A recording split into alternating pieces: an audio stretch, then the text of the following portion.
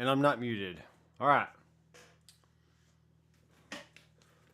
Get my headphones here. Getting my headphones on. Oh yeah.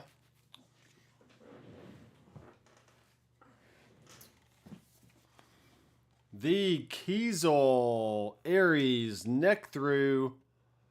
I mean, yes. It's beautiful. Look at it. Little ripple curl, something going on down there. Something going on down there. Now, for some reason, this input keeps getting loose. Gotta figure that out, because that's annoying. But y'all come on in. I'm gonna be unboxing a Fractal FM3. Let's see here if you can see that. Yeah, Fractal FM3. It's upside down.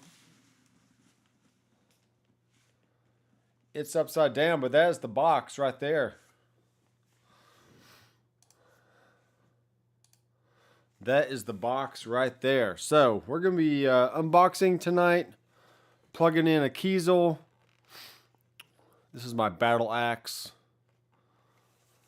Why not the FM9 Turbo? Well, I actually had the Turbo, and then I traded it. I traded it for the Axe FX3. I'm going to do a video series on that. But I like the size of the FM3, and once I get my presets and scenes and all the switches figured out, it'll just be a good little device. I get all the Fractal sounds in a tiny package. I can throw into a backpack. The FM9 is pretty big. It's pretty wide. Not saying it's huge, but it's pretty big. So the FM3 has all the same sounds, all the same amps, effects, all that stuff. It's just in a smaller package. And yeah, it's going to be cool. So I have I have mastered the art of setting up this hip shot bridge right here. You can see that or not. Got the little hip shot thing going on. So I find that it's pretty comfortable. And I got all of it tweaked out just how I want. I might raise that arm up just a little bit more to get more leverage when I do the shaky shake. But y'all come on in, and I'm going to give it a few more minutes, and then I'm going to do an unboxing, and then answer some questions about the FM3. So, I did make an order, an Amazon splurge, and I got 30 of these red washers for like $7. And I put them on my guitar strap right there. So it locks it in place. They won't come off. And they're a very, very cheap and inexpensive way to keep your strap on without spending $16 a pop on the Dunlop really heavy duty strap locks and stuff. So yes, that's the Kiesel Aries neck through. Aries neck through. I like how the wood looks darker on camera, which is kind of what I was going for, but in real life it's actually more chocolate looking in real life. Maybe it'll darken up over time, possibly. I'm not really sure. Maybe it'll darken up over time. I did download the Mick Rocklin guitar kit lesson thing. It's something for free from his website. So I've been doing some shredding today. Get my shred skills on.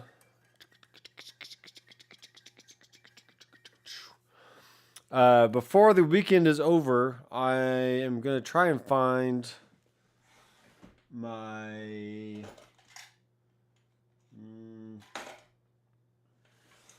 I have a webcam somewhere that I'm going to experiment and put it on top of the TV up here. So I have at least one camera that's like dead center onto me.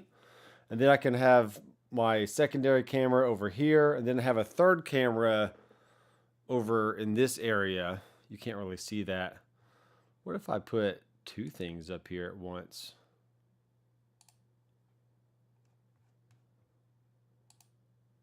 Yeah, something like that. Though that's cut off somehow. I'm not really sure why.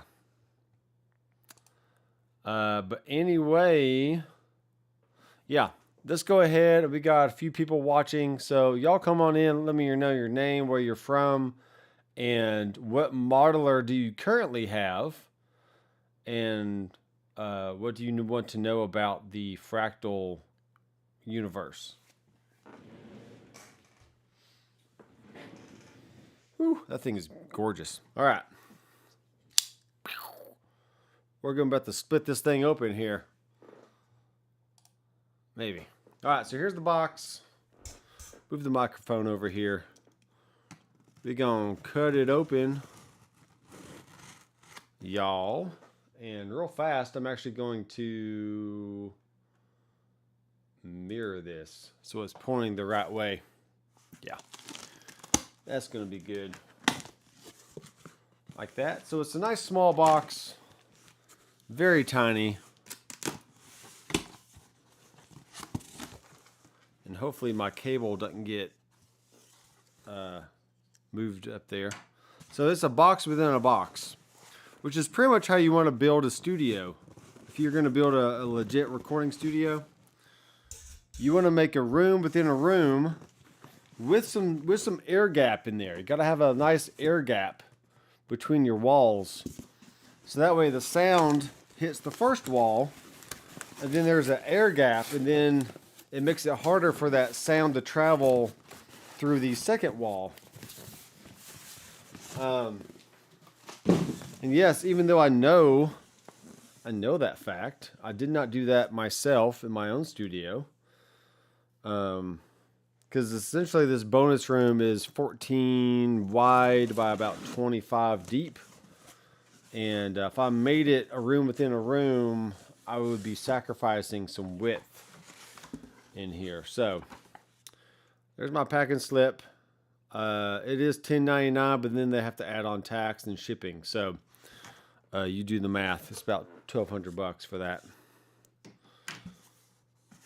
And so in reality, if that's, the FM9 is like $1650, I think, just under $1,700. So really just for, another $500, you got a bigger option. So there's power supply, IEC. And it's talking about owner's manuals and blocks guide and all that stuff. So that's great. All right,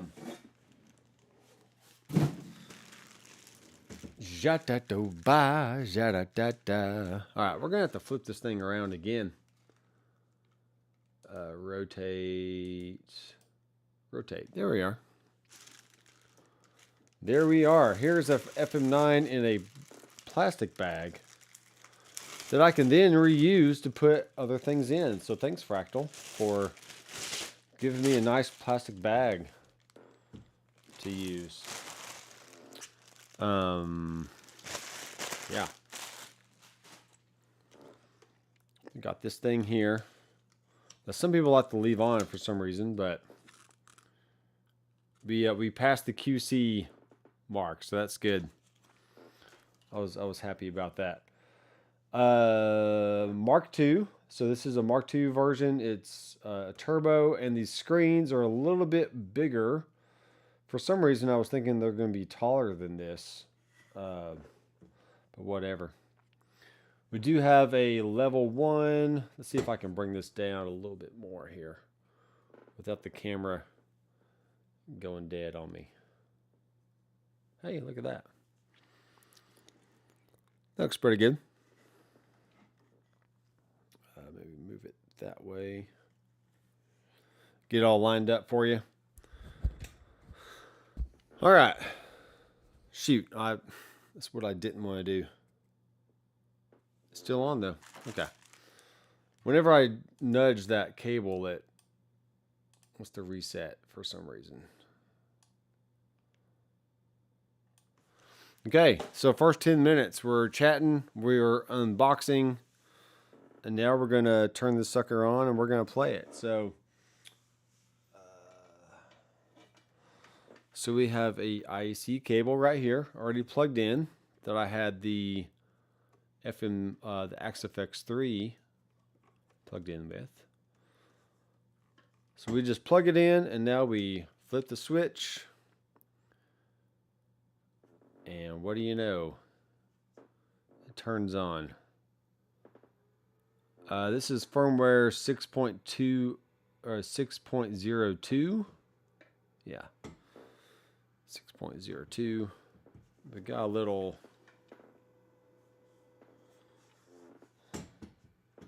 something feels like it's off balanced. Probably this table is off balance somehow. All right, so essentially this part of the screen right here is the exact same as the FM9 and the XFX3. The only difference is you have these switches down here, and you have only 3 of them. And so pressing the left button does something. Bank plus. Okay, I think if you hold, it banks up. And then if you hold the left one, it banks down. Okay, so what if I hold, we're blinking there.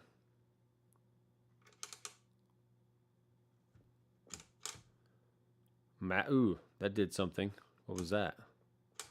Okay, so if I hold the middle button, that gives me to my master layout. And then I hit scenes, and there's 3 different scenes. I can go up one, like so. Slow trim. Where's my slow trim? It's on the very bottom. And then there's my tuner, which I can turn that on, and there's a tuner. So, all right, cool.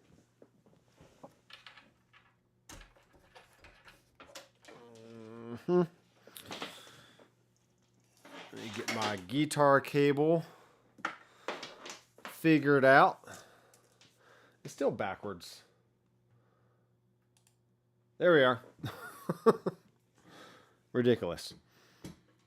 All right, so we have our one main instrument right there. So we plug that in. We do have a headphone out, which is great. We have an XLR out, which I'm going to utilize that sucker.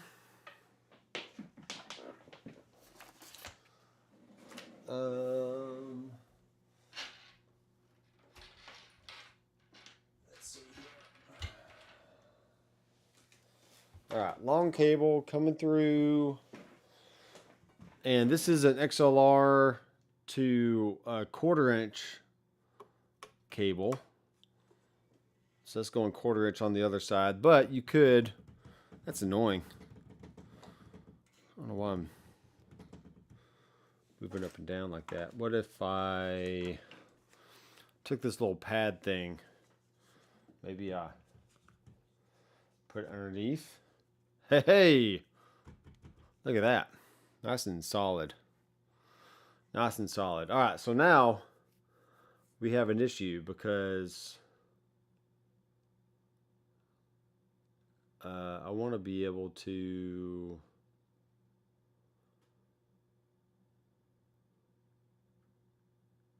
hold on, I'm setting something up here.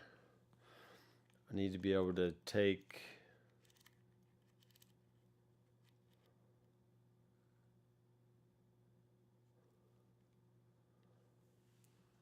I want to be able to change a setting.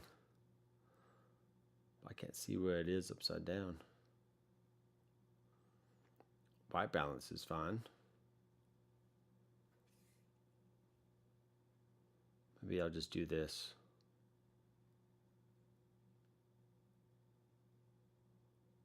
Try to make that a little bit darker so you can actually see the things here. But maybe that's not going to work. So now it's pretty dark.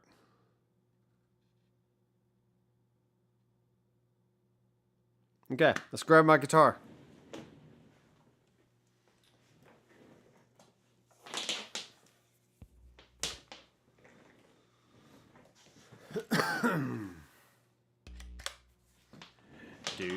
Do.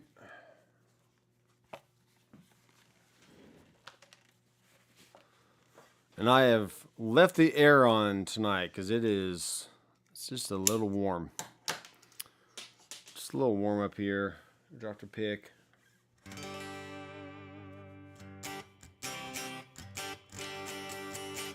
All right, so tuner. All right, so anything above here, I don't know if you can see that or not. Something like that. It's going to fall probably.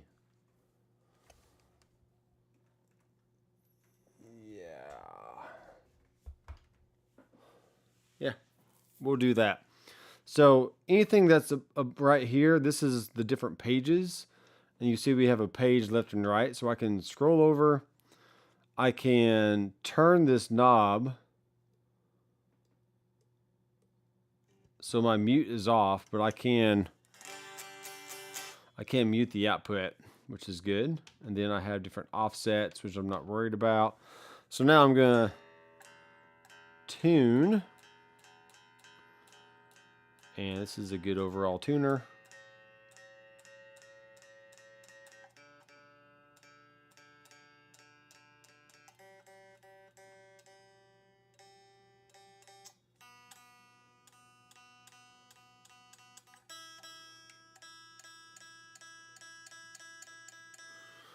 All right, let's see if I can add myself back in here. Why is that being weird? Add it. Hey. All right, now I got to go and rotate this thing. No, not that. Camera B. Rotate it. And I need to zoom like so. All right, not too bad. We will deal with that as we go. I know you can't see this, but there might be, I think there is a way to, I made a video about this on the FM9. Let's go to home. Let's go down to setup. We're going to go down to utilities, enter. All right, screen brightness. That didn't help a ton. We got the different pedals, reset.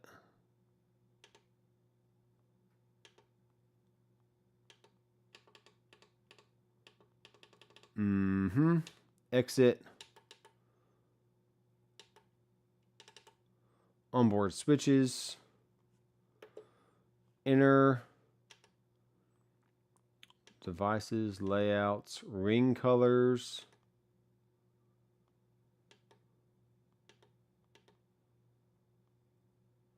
All right, I'm pretty sure I had to go down.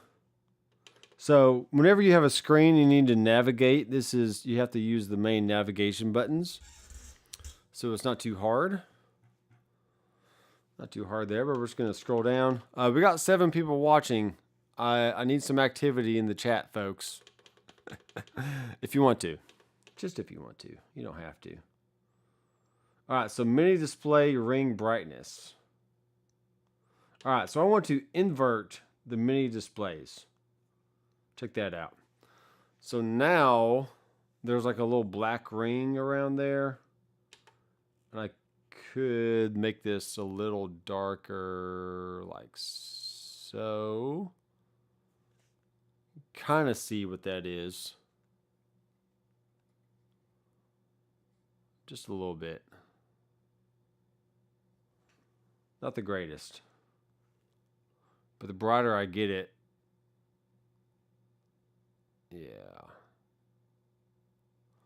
All right, we might just might have to mess with that. Ring intensity, brightness, mini display contrast.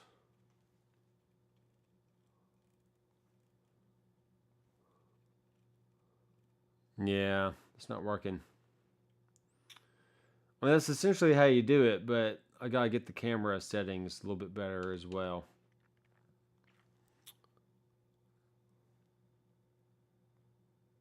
Off, on, off.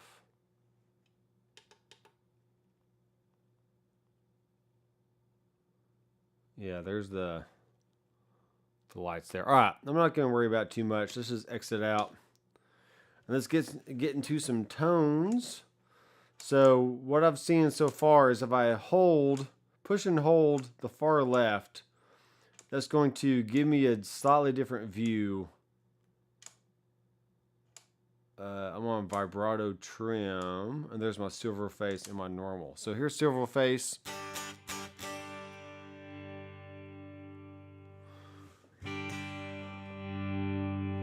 Turn my fader up here.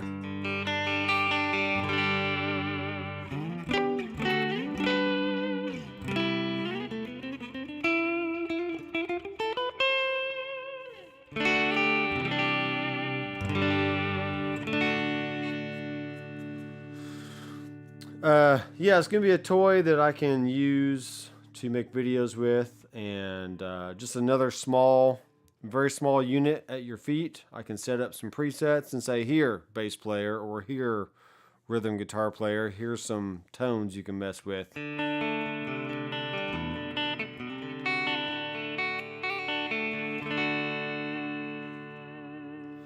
if we go to normal,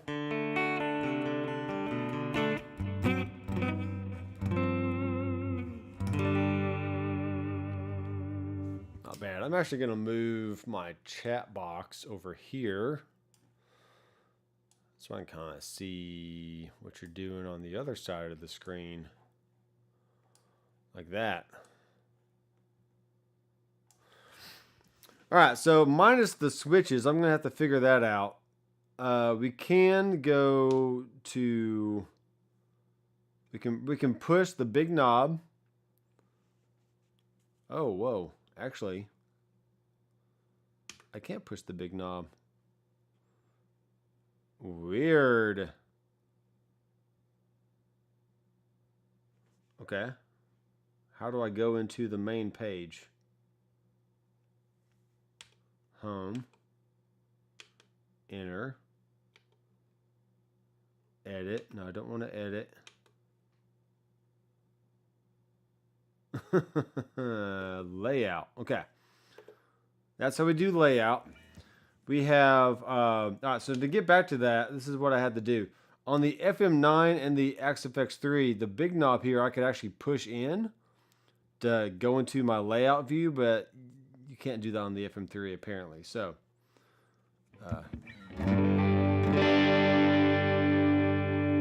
not a big deal.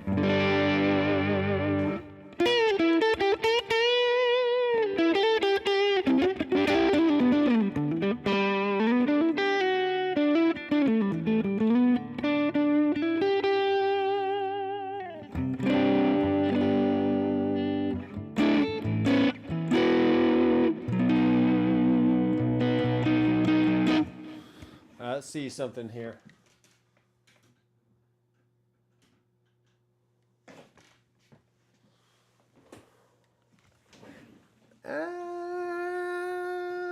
Yeah. You can see me a little bit better. Not much, but just enough. Just enough to be dangerous.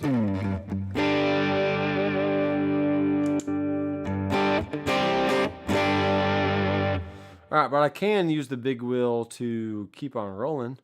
I'm just kidding. Scene 2 is tremolo on.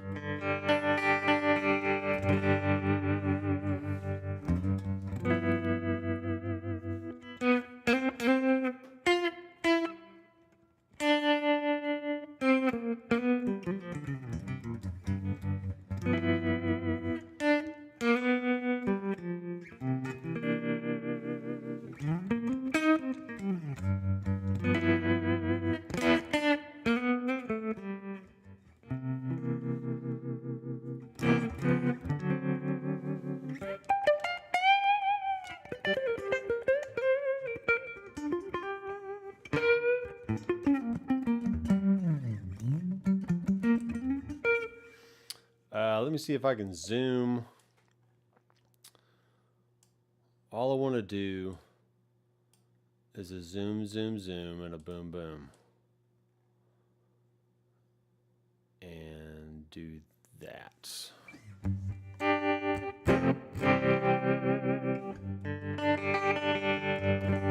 All right, the problem is the camera's way over there. So I'm looking this way, but all my stuff is over here. So anyway. No problem. Let's go more effects. Okay. Hold the right switch to go up one view. And now I got my drive effects.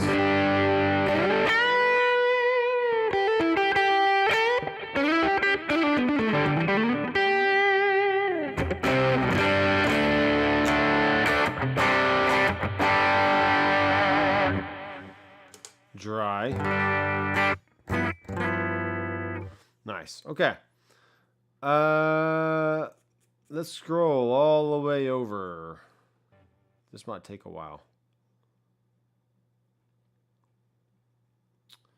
How would I do this? So also navigating to the right arrow progresses. Here's a shiver. Let's go down to the clean. This is the Bogner Shiva amp.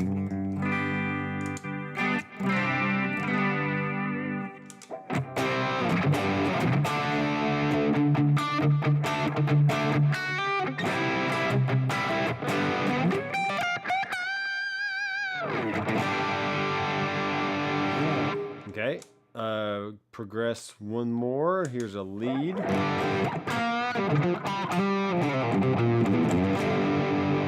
Clean, dry.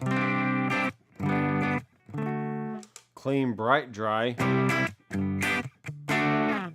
And then progress one more, and we have a lead, dry.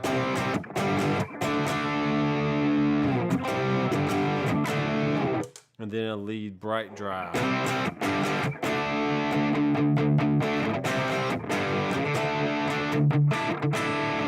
All right, so what I would do with that is, let's say I had a lead dry for a left guitar part. I was going. And then I can do another track with a bright sound and do.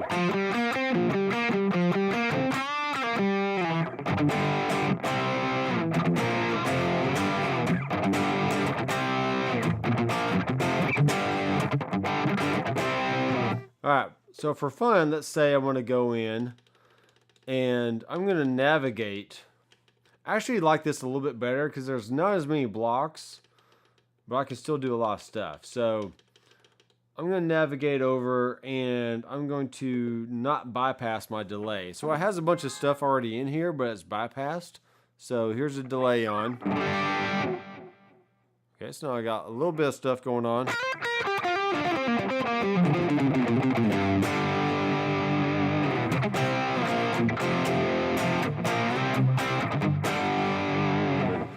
And then while that block is highlighted, I can press edit.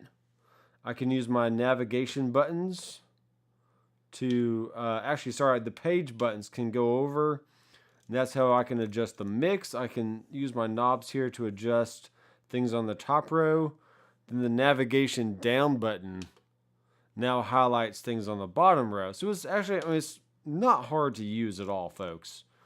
Just, I've had the FM9 and the XFX3 for a little bit, so I've kind of gotten accustomed to where to push. But once you do, it's just not that hard. Rhett Scholl and other guys just make it sound like it's the worst thing ever, and it's not. It's just really easy. Come on, guys. It's not that hard. I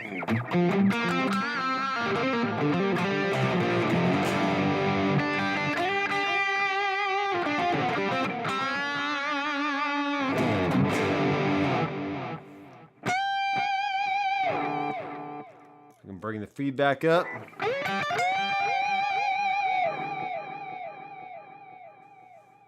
Ooh, cool. All right, we got Andrew Collins in the house. Yes, FM9 or FM3 is now shipping with 0 wait time. You don't have to be on a wait list to get the FM3. This is the new Mark II turbo version with bigger LED screens. The same screen that you get on the FM9 and the Axe-Fx, but the little readouts here are bigger. The same size as the new FC6 and the FC12 foot switches. So if I really want to expand on this, I could get an FC12 foot controller and plug that into the FAS link on the back. Can't really see that, but it's back there. And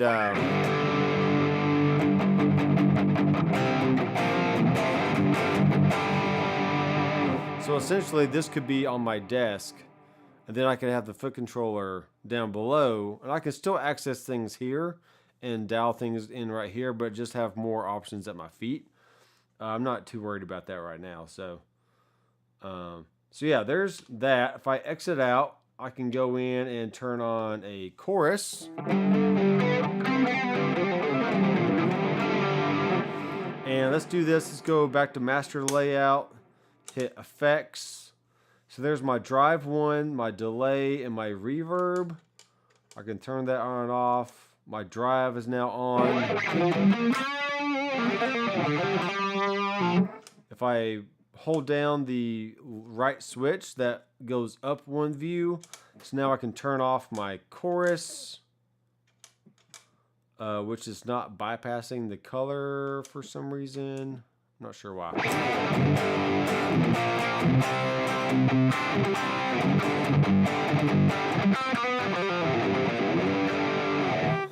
Andrew, I did have the FM9, and I traded it for the Axe-Fx3 rack unit because I'm an idiot. And then, but in the back of my mind the whole time, I was considering just getting the FM3 because it's smaller, and it just sits right here on my desk. It's just a perfect size. I can throw it in a backpack or even in the pocket of my guitar case, and it'll just fit right in there. And yeah, it'll work. It'll work fine. So, rotary speaker.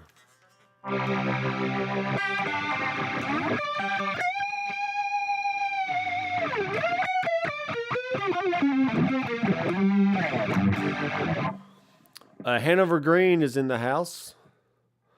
How's it going?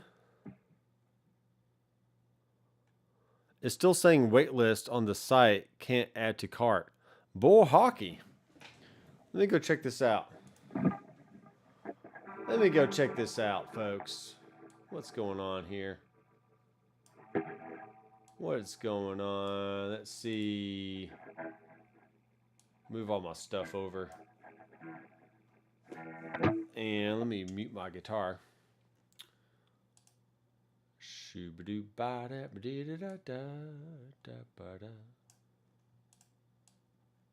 Slide that over a little bit. All right, so there's my website. We don't want to see that. Doesn't matter.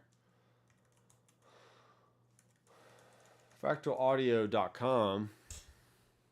Fractalaudio.com. Shop now. Let's see. Maybe this is now shipping. Uh-oh. So they must have gone out fast. Yeah, they must have gone out fast. Waitlist August 2023 is currently out of stock due to its overwhelming popularity. We expect to restock by the end of this month. We invite you to join our waitlist. Yeah, so I mean, I got the email I went on the wait list, but I got an email saying, hey, you can now buy this with no wait time. And I was like, yep, give it to me right now. So, sorry about that. Maybe they'll, I mean, they should have more back in stock by the end of this month. So,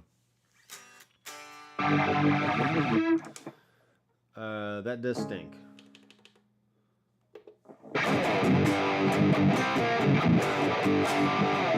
All right, so edit. We're going to slow down that phase.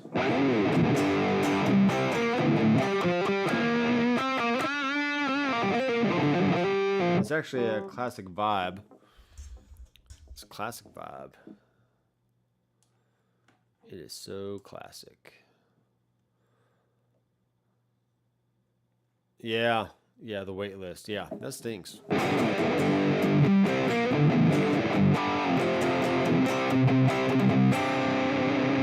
I think I put in my order on, I feel like it was Saturday. And today's Thursday. So it said 2 business days. So it probably had to wait till Monday. And then it shipped out. Spent 2 days on the truck. Yeah.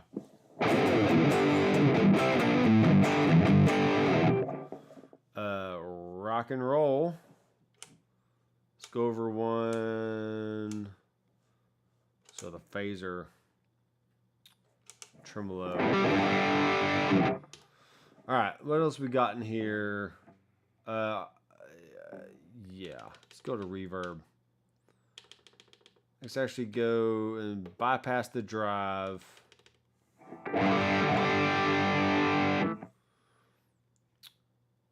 I wish there was a way to get back homeward.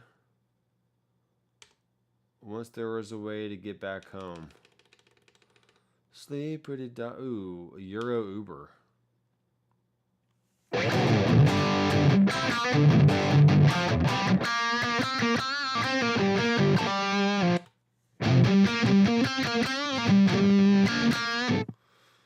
Micro shift. Yes, enhancer. Yeah, it's just if you record it all, this is a great thing. All right, so we're gonna do a solo 100. We're gonna go to layout. We're gonna turn on the reverb. Now, you can't have more than one reverb block. Yeah. That's a pitfall for me, but it's not a big deal because I have found that I do like the multi-tap delay and the plex delay. And they work as like a faux reverb kind of deal. So what I can do is go into edit and let's say you can have controllers, control switches in here. So you can assign parameters like to go wet and to go dry and whatever else. Let's see, still have all the same crazy reverbs. Let me see what we got. Like this thing, for instance.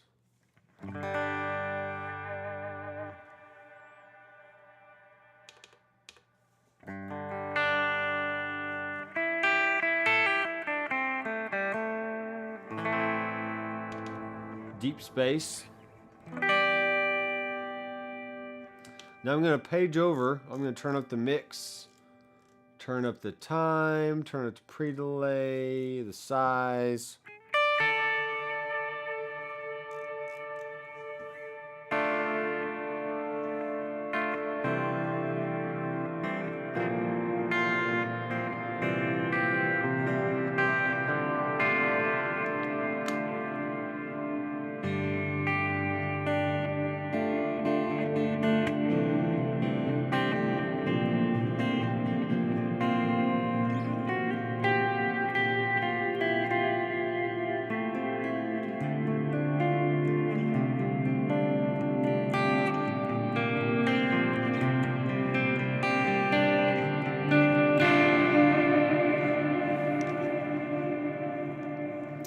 Yeah, I like this.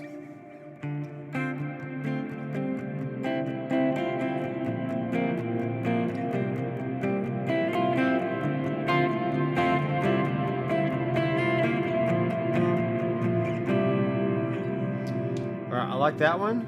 I can turn on some delay here.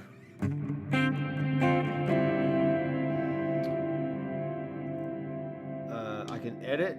I can go to my mix, turn that up. Go to my tempo, change it to dotted eighth. And then, how do I get back to my main tempo? What happens if I keep going over? Plex. I think it's just cycling through. So master layout, utilities.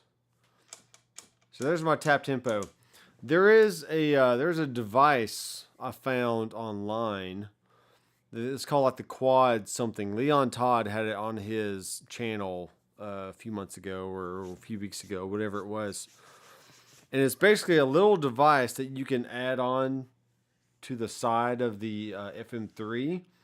And it gives you like 4 more switches.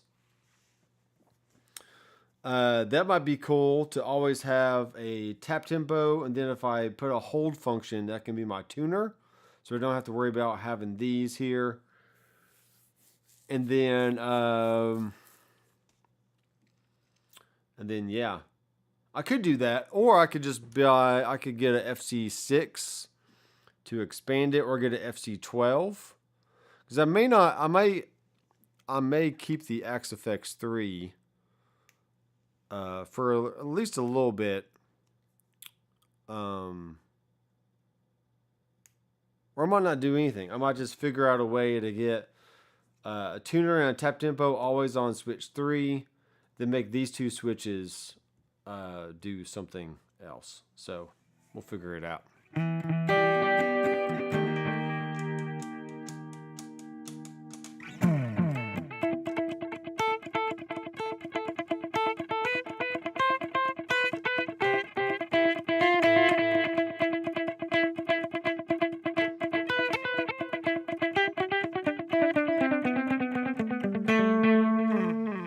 Alright, so there are limitations, but it's, you know, not that bad.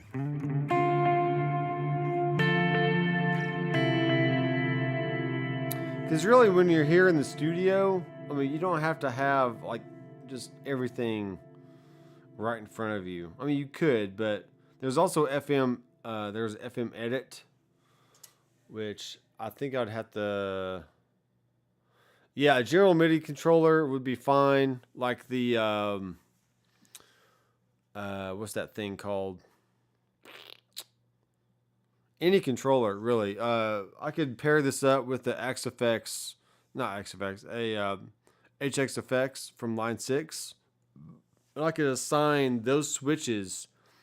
I could just have one preset that's like blank. And I could assign those switches to control different things on the FM3. So that might be an option.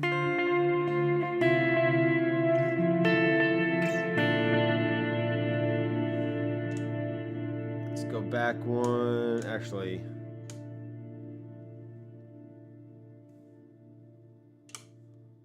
effects.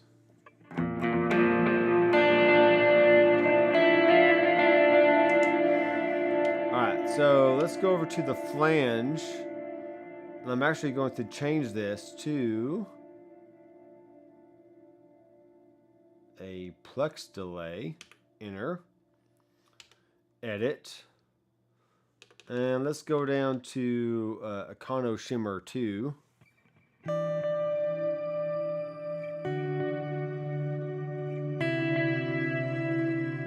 That's it.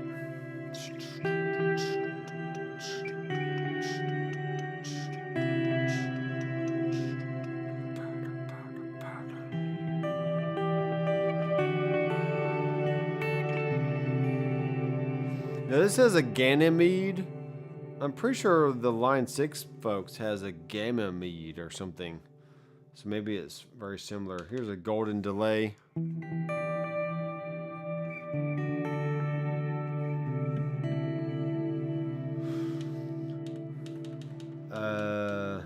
Golden shimmer.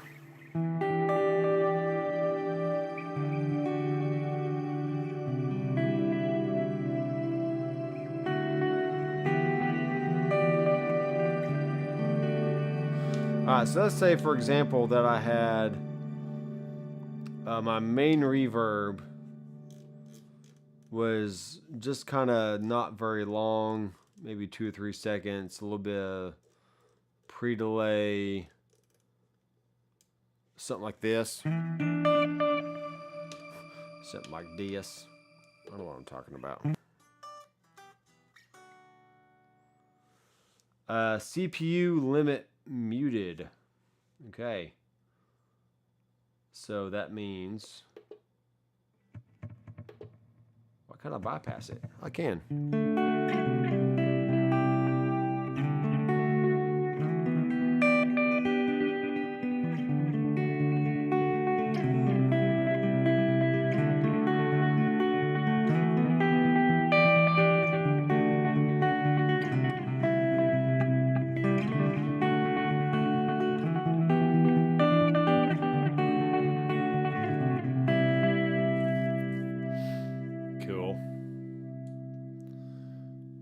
So that's one thing I'm going to have to watch out for is, even though it is turbo and it can hold a little bit more stuff than normal, it's really going to be about an amp, a reverb, a delay, a drive, compressor, just having all those different options.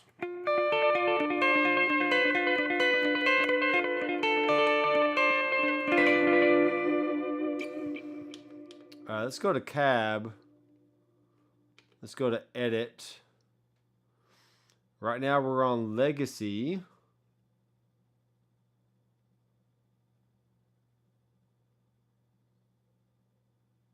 And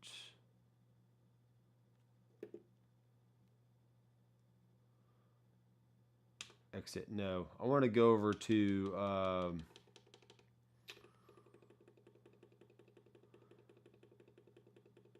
I don't think it shipped with the Dynacab option. Maybe.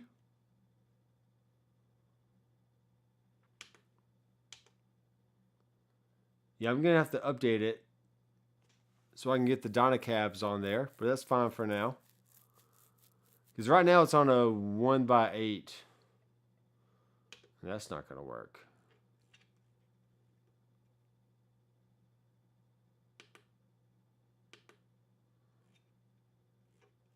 Cab picker.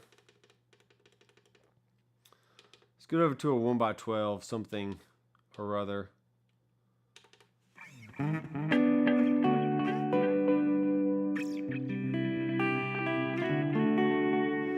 Alright, so this is basically it. I mean, you just have your screen, you have your navigation, and you turn things on and off. I could probably have like an auto wall kind of thing if I wanted to. I can't turn that on for some reason. I can turn that on.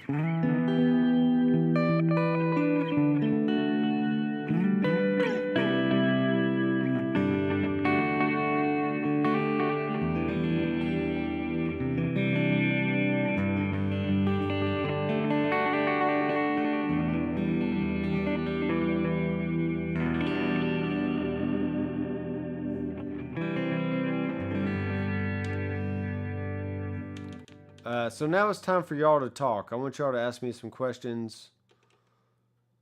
And all that. Alright, so I'm at 84% right now.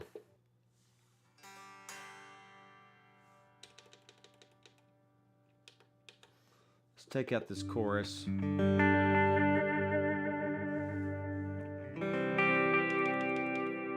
Let's take out the wall.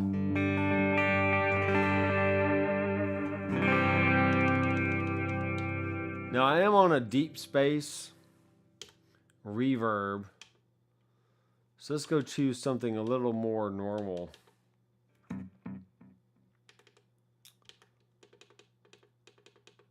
We'll do a hall. Something like that.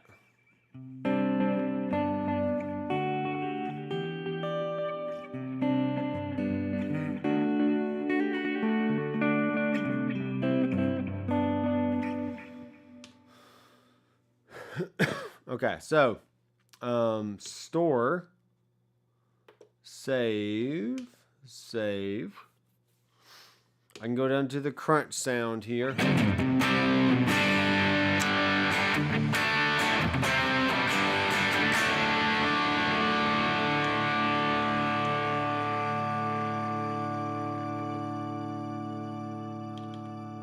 The plex delay is on.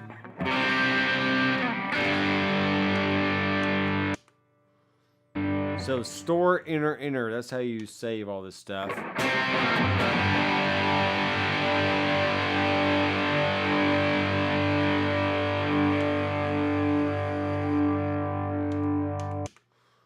Store, enter.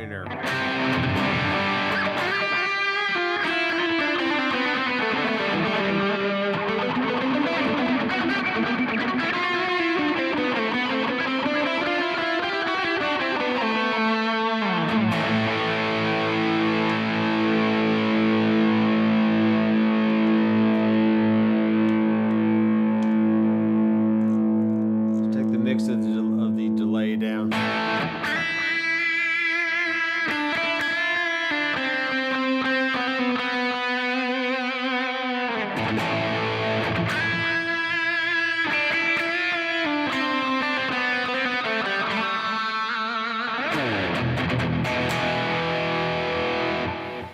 Camera, way over here.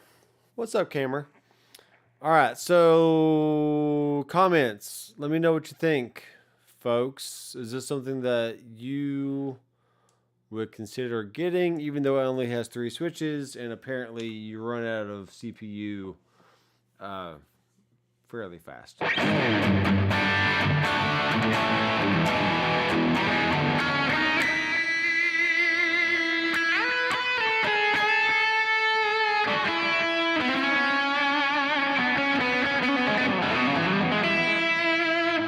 But that's really the thing. I mean, on my head rush, I just don't have like tons of stuff in my rigs. Plus my screen here. I got an amp and a cab and a delay and a reverb and a tube screamer. Sometimes a compressor. I mean, that's kind of it. So as long as you have those elements in there and you can bring things in and out with different scenes, what more would you want? So let's just say, for example, we go back to our master layout, go to scenes. So I have my clean, my crunch, and my lead right here, right?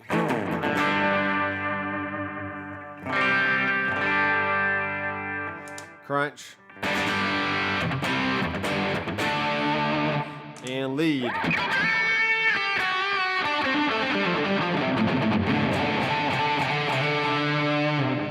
Back to clean.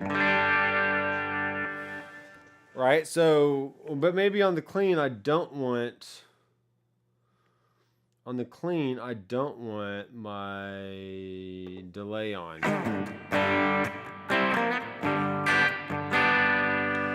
And maybe the reverb I want down a little bit. So this is where the scene controllers and stuff would come in. So I want to write that preset.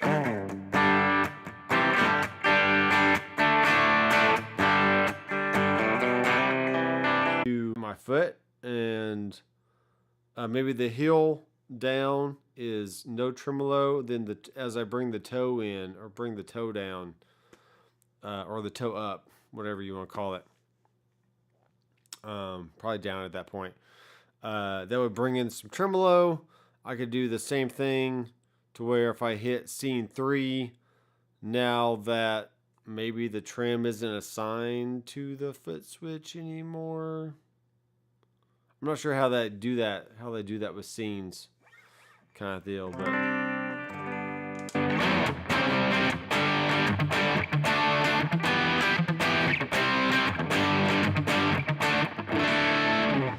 now with this amplifier here, well, I know you're not seeing that all that well.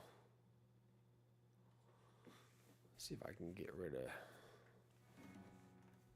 Yeah, it's just too bright. It's too bright.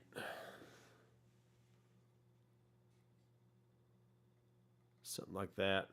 Maybe zoom in. Change the focus.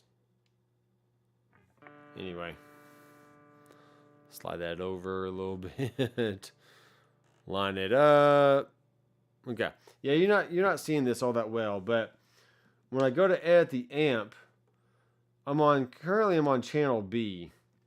I can bring the channel down to go to clean, go to up, go to lead. So right now I'm technically on the crunch scene, which is called the Solo 100 Rhythm.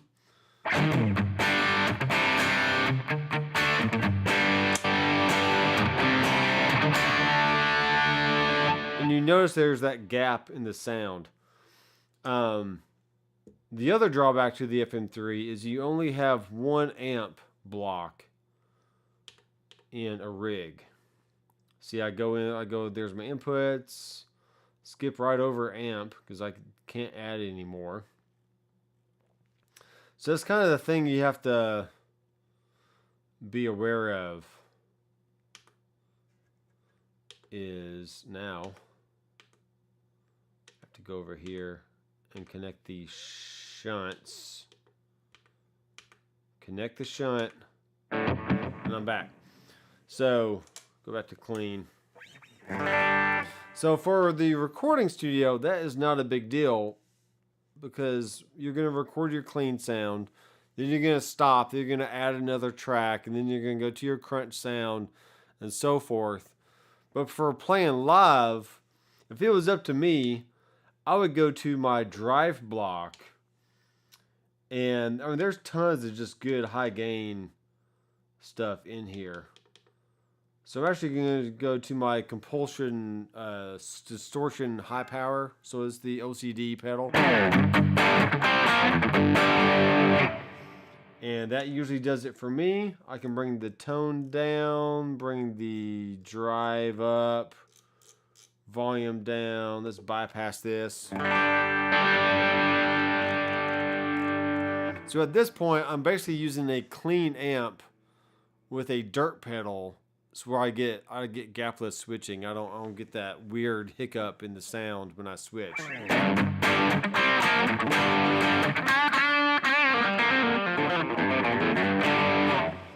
Now, I could put another drive block before that. And I can see there's another drive block, and now that one can be it could be a tube screamer,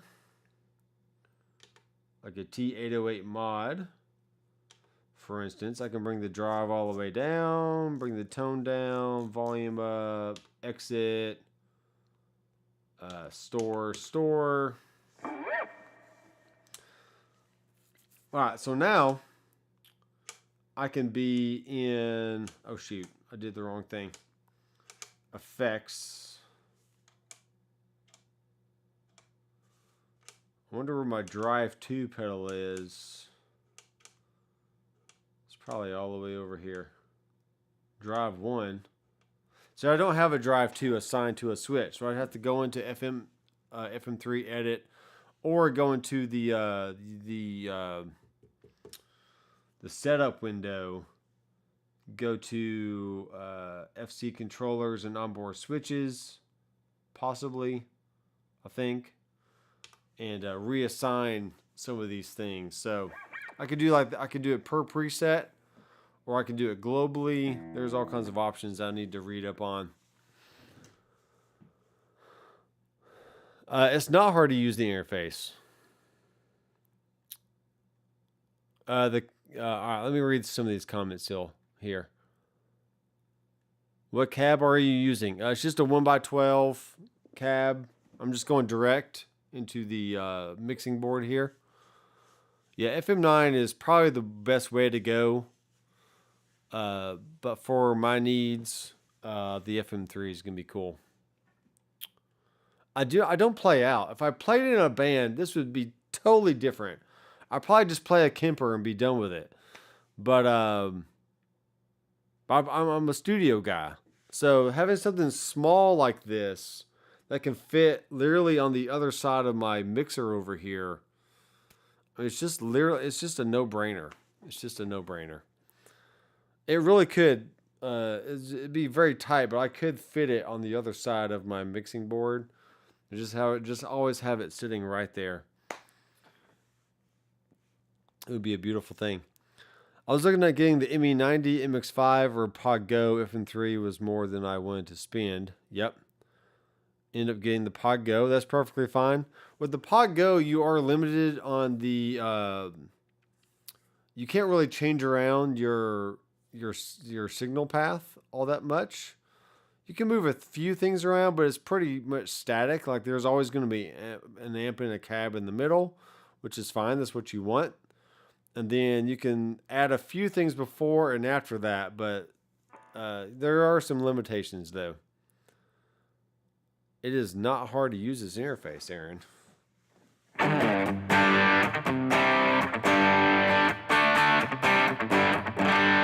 Now, I will say, if I wanted to go add a drive 2 block to one of these switches, I mean, I just couldn't do it very fast because I just don't know. I mean, the head rush is so easy. You can just go into hardware assign, tap, tap, tap, bam, I'm done. But here, I do not know the first thing about how to do that. So there is a little bit of a learning curve. I understand that. But it's not the worst thing in the world. So.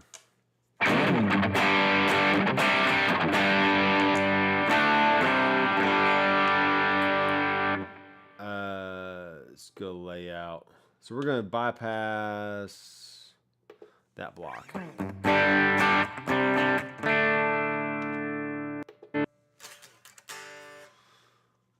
I'm at 83%.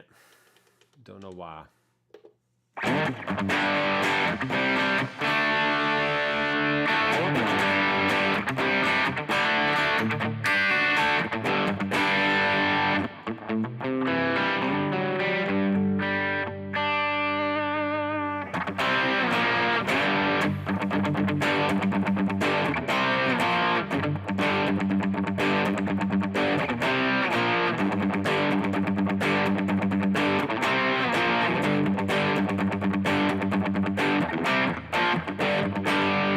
I mean, even on the Quad Cortex, when I had it, you had the all the effects were auto assigned to the switches.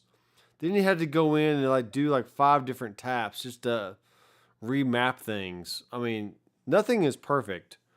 The head rush is perfect. I mean, I will give you that. The head rush is perfect. But all these other units, I mean, there's going to be some slight complications with each one of them.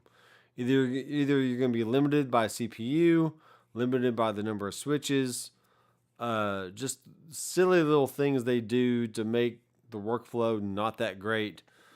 Kemper was hard to get around, but I finally got used to it. And once you get some presets or rigs called up, it's not a big deal. But, really, the head rush is the only perfect unit out there. Should have got a head rush instead of the Pod Go, but that was my thing. That's my thing. See, CPU limit is muted. All right, I'm going to have to delete that. So once I got rid of the Plex delay, I jumped down to 60%. Let's see what the multi-tap delay does with this thing. Multiplexer, multi-tap delay, enter. This is a very cool sound. Let's see. There's a swell. Shadow taps.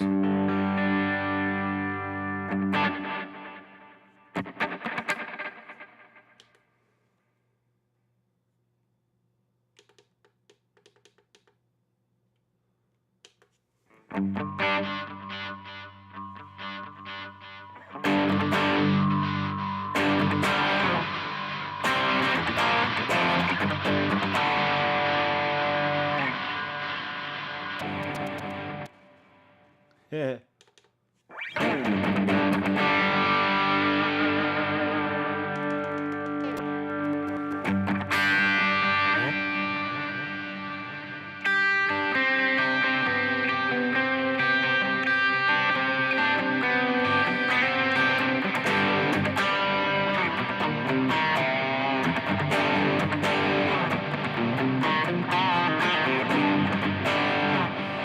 All right, that's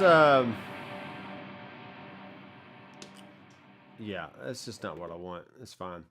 So here's my test to myself, or my challenge to myself is I'm gonna get this thing ready. I got to play at church on Sunday, and so I'm basically going to set up. I'm gonna set up my amp in my cab, have a delay and a reverb, and have essentially 3 scenes across the bottom. So yeah, I might do it that way.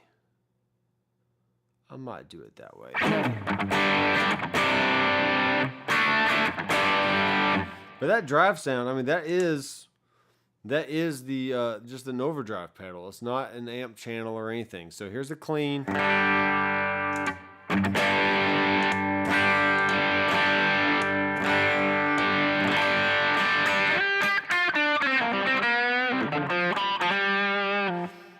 Another one I like.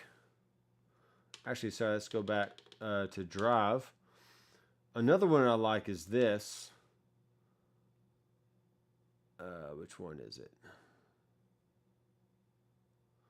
All the FAS stuff.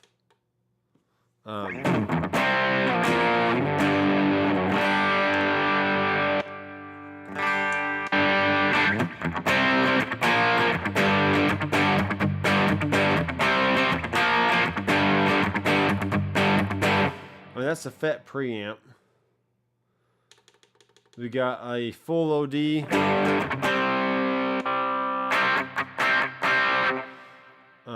Let me edit that one. Whoa, what's going on?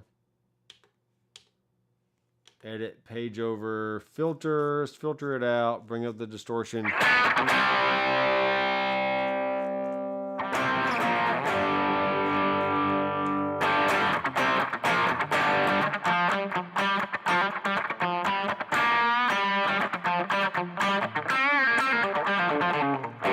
I'm not liking the rat as much, but that's fine.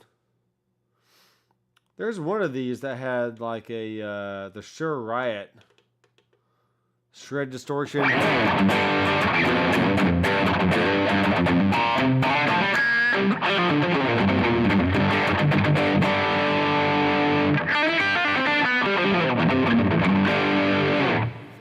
Yeah, a lot of people want the PC amp, the app for sure.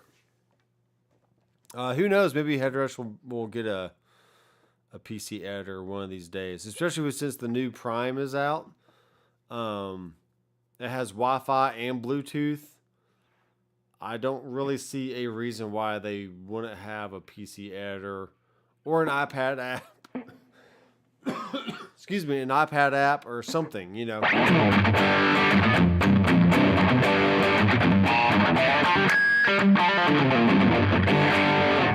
I mean, to me, that's really good. The Shure Riot.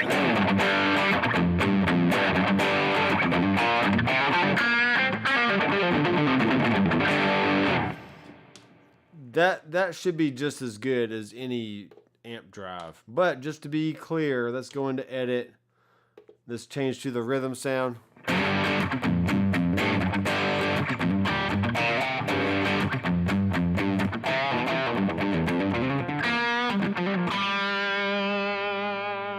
right, so that is the Soldano 100 rhythm. Here's the lead.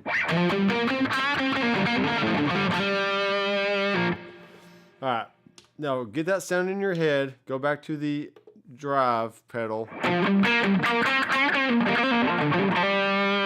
right, very, very close. We'll go into edit. We'll page over. We'll bring the tone of that down.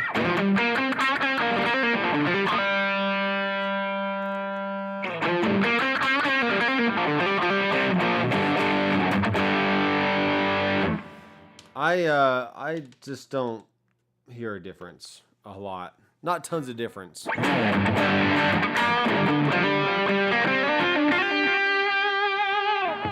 So yeah, I could essentially have one preset here that has a clean amp, delay and reverb, maybe some tremolo. I like tremolo. Let's go ahead and add that. Let's add some tremolo into this one because we can. I like tremolo, yes. And I also want to add in a volume. Enter. Edit. Auto swell. Yes, please.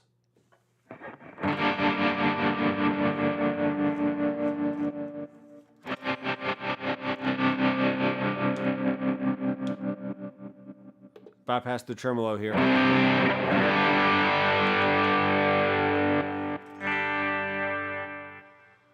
All right, let's go to my volume. Let's edit this. Change the attack time to something really slow.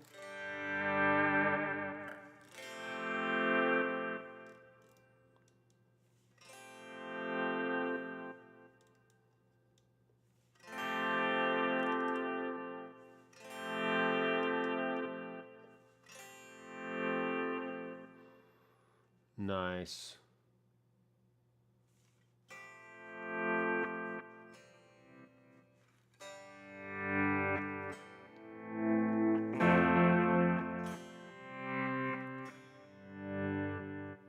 So that would sound good with a lot more reverb on it. Crank this up.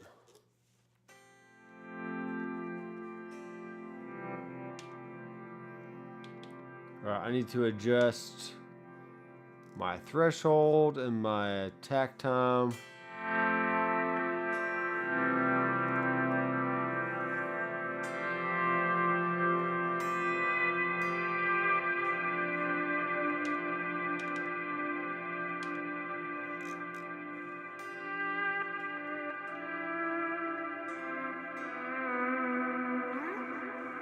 See, to me, that sounds really good.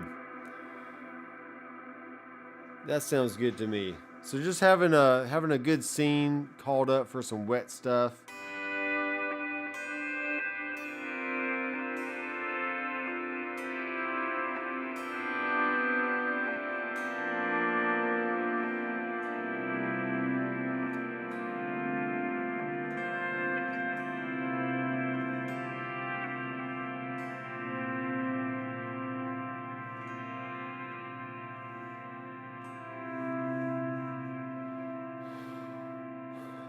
Let me go to my other camera here and let's slide that over a bit.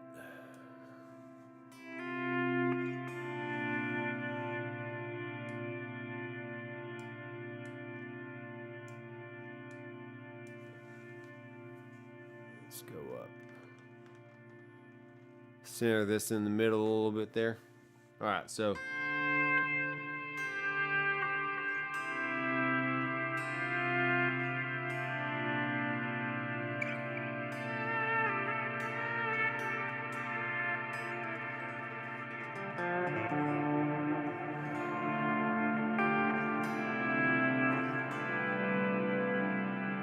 whoops, I don't know what key I'm in anymore.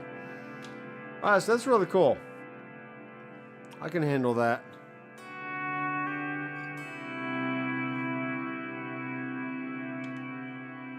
Edit the reverb, bring the reverb time down.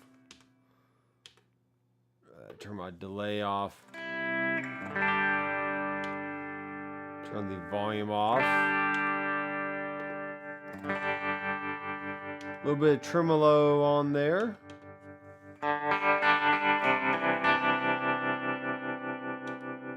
Yes, sir. Turn the depth down.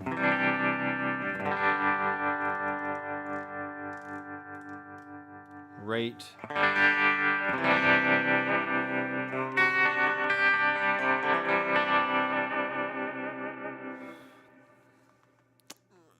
I like it more than HX Stomp I had. Yep. MX5 is awesome. It's got 3 switches and an expression pedal. I have a few different presets set up. And if you look on the channel, I'll show an overview of my MX5 setup. I need to do another one though, because I've updated it since then. So yeah, the MX5 is great. It is really, really good. Especially since you can, in the hardware assign, you can assign different parameters to the expression switch or the throttle. And yeah, so what I do is I have a boost on the toe. No, sorry. It's actually the boost is on the heel. Then when I go to the toe to switch over to B, then then the heel brings in some tremolo. So it's really cool. So I got boost and tremolo on one expression pedal.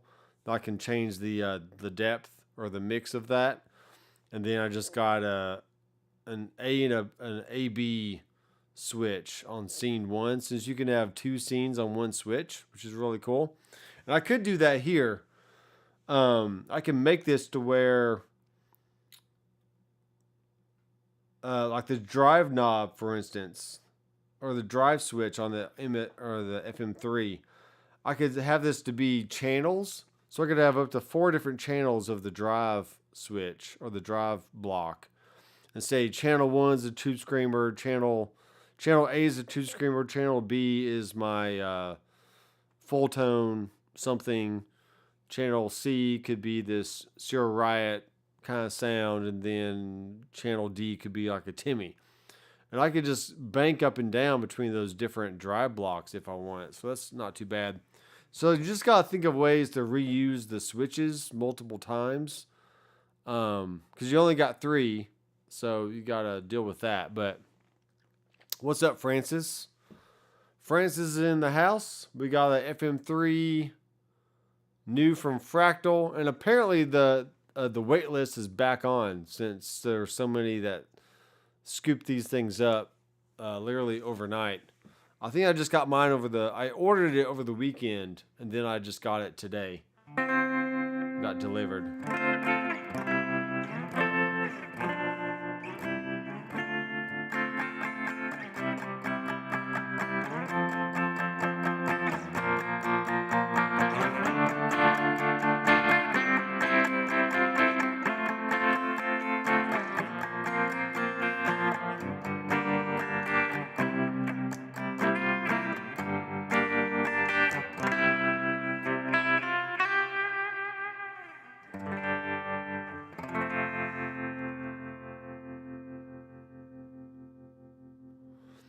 Yeah, the used market is definitely a good place to save a little bit of money.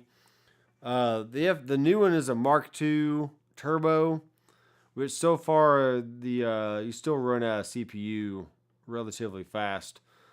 And there's only 3 switches, so you gotta deal with that and figure that out. But you can go to the master layout. There's scenes you can call on.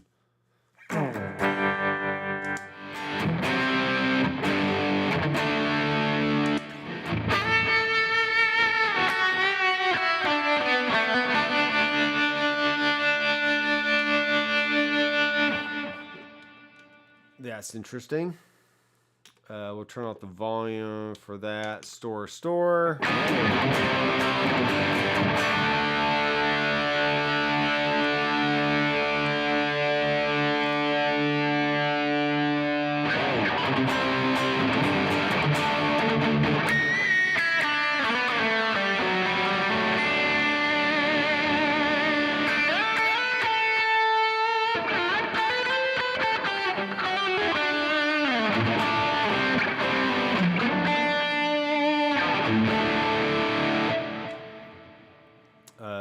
Okay, back to here.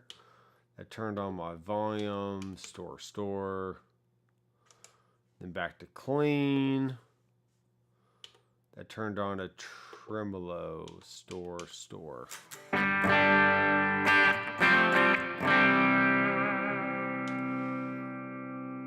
Let's go edit. Edit this reverb here.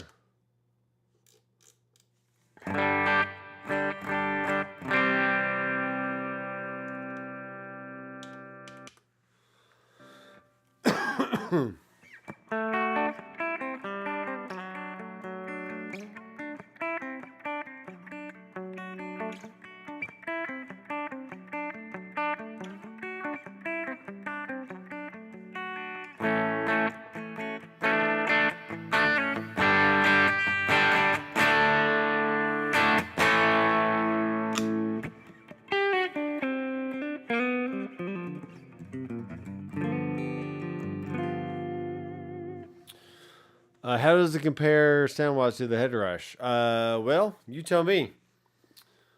I mean, I think the amps, I said it in my live stream on Monday. I mean, the amps, I think the amps across all the units sound very similar. It's just the type of effects each one brings to the table. It's like the Fractal has more of the ambient, ethereal, sparkly, shimmery type stuff. Head Rush has a little bit of that. I mean, it does have shimmers and stuff, but it's not as...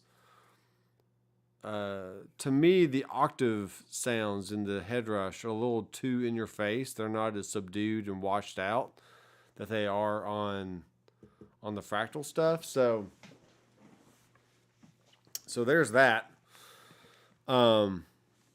But yeah, I mean, I was playing the Head Rush earlier and it sounded great. So you can't really complain with any of these units. It's just a matter of how easy are they to use.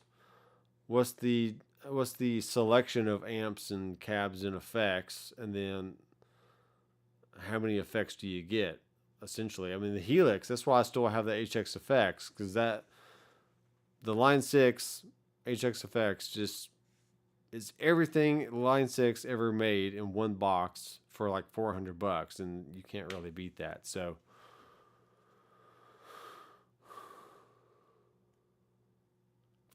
Yeah, I mean, both units sound great.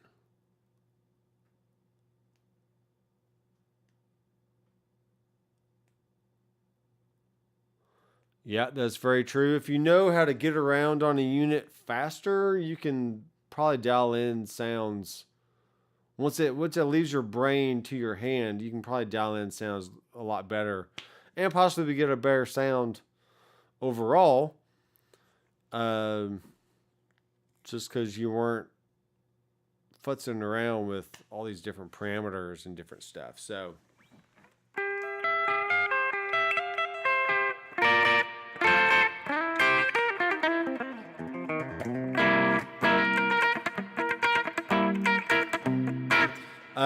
every third Friday of the month, I have a jam night with a bunch of friends. So I have like some amps. I have a few different amps in here. I have a Head Rush. I have my HX effects, little pedal board that's just effects. I can pair with any amp. So this will just be, the FM3 will be something else I can have that will be a different product. I can make videos with it.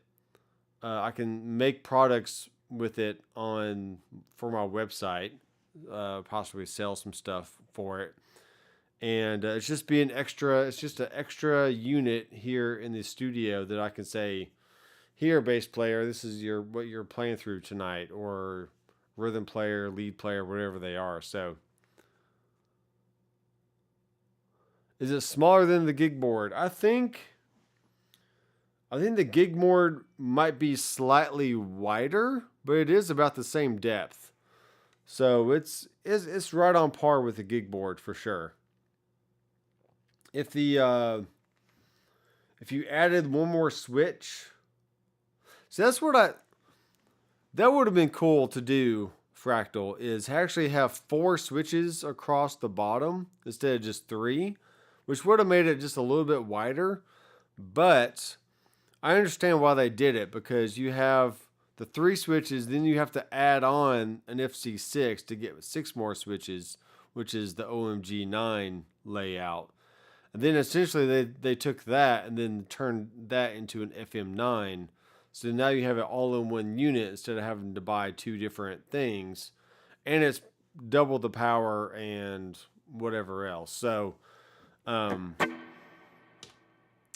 then you got the FC12 foot switch, which controls the big boy XFX3. And that has even more capability. So I see what they did with their tiering system of making the small product that's pretty limited, and then you go up to the next tier, then the last tier, then you can add whatever foot switch you want and expression pedals and whatever else. So it would have been nice to have one more switch on here to always have like a tap tempo and a tuner always visible. And then having 3 switches available to either go between your scenes, your presets, or your effects blocks. So, yeah, that's what I would have preferred. But like I said, let me real fast. So I've been going for about an hour and a half here. Let me pull up a website and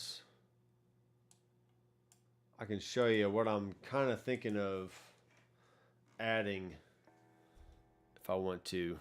We're going to do fractal foot switch something.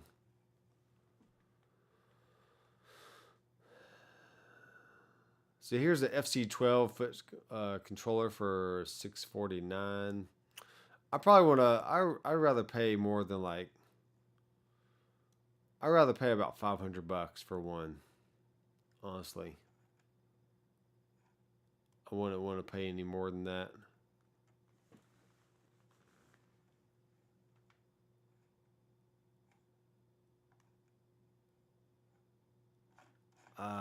Fractal quad. No, that's something different.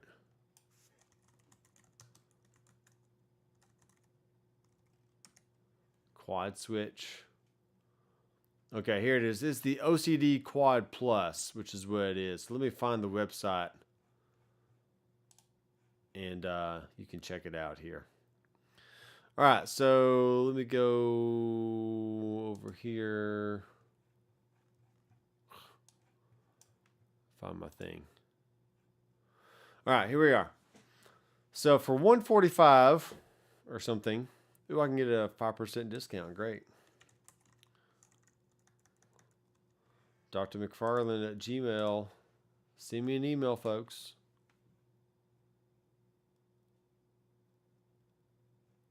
There's my discount code. Let me paste that into a text editor. I can save that for later. All right, so essentially you have a fractal unit, and you can add on a little switch onto the side.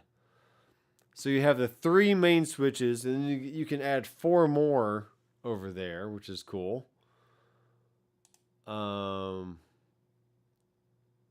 There is a stand you can make for it, which is neat. They have a Kemper switch. Switches for line 6. A mastermind. Yeah, so extra switches for fractal audio. And looks like I kind of like this one. It's 178. That's not too bad. This gives you 4 extra switches and 2 turnable parameters. Set the Hexa Plus switches to change banks, effects, scenes, tuner, tap tempo, and more.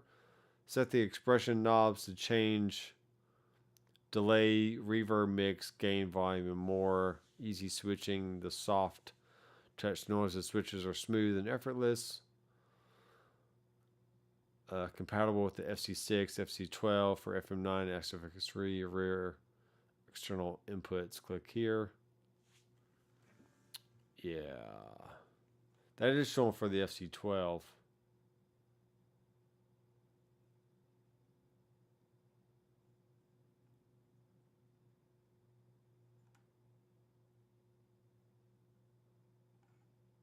Yeah. Anyway, there's that. There is that. So you also got stands you can get for the FM3. I could probably make one of those though. I got some wood. I got some spare wood laying around. I can just make one myself. For 145, got the quad. Versatile control. Set the quad to change banks, effects, scenes, tuner, tap tempo, and more. That's really my main thing. If I could have these be different scenes down here, and then let me switch this back. So if I had these being scenes, yeah, is that gonna stay?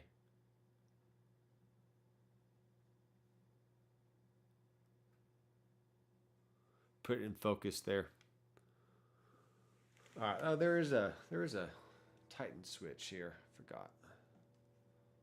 Tighten that up a little bit.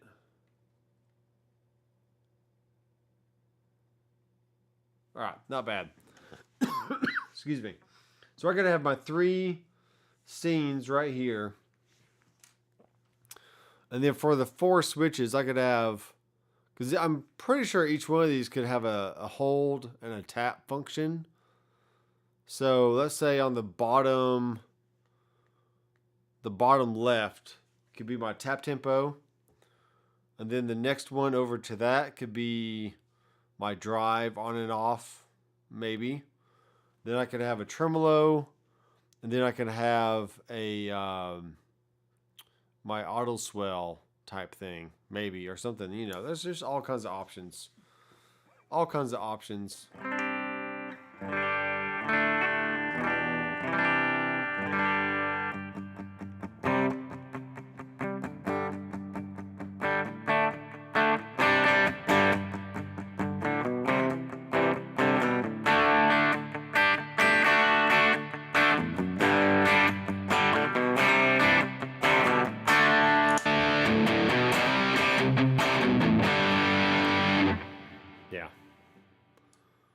You really don't need tons and tons of stuff. Gas. So much gas. The gas is real, folks. The gas is real. But I really did want to have, I mean, I think Fractal is good to have just as like a benchmark. I mean, everyone says Fractal is just the best in the industry. I mean, this is what they say, but it is nice to have a few different options in the studio, so you can just have a good benchmark of like, hey, this is a good sound. This is what I can compare other things to, kind of thing. So.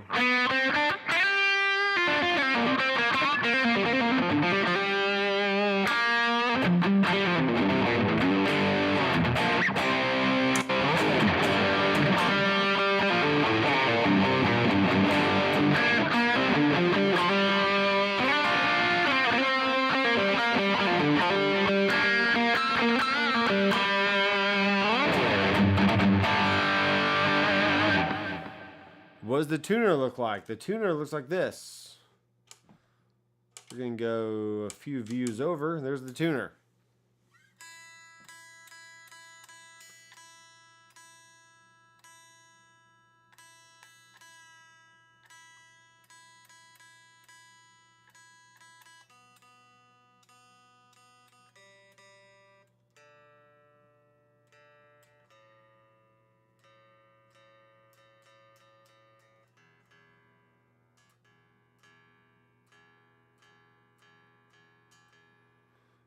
And I'm back in tune. Excuse me. I'm sorry.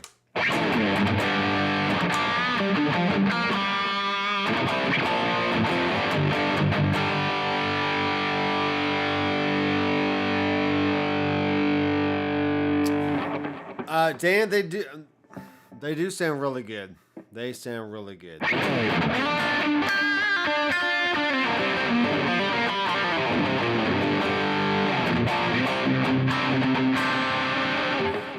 Coming here in the very near future, maybe even as close as Saturday, I will have a Fractal versus Headrush shootout, going over like here's a clean crunch and lead sound of the Soldano on the Fractal and the Headrush, right? And I'll have some clips playing there and some comparisons between the two. So.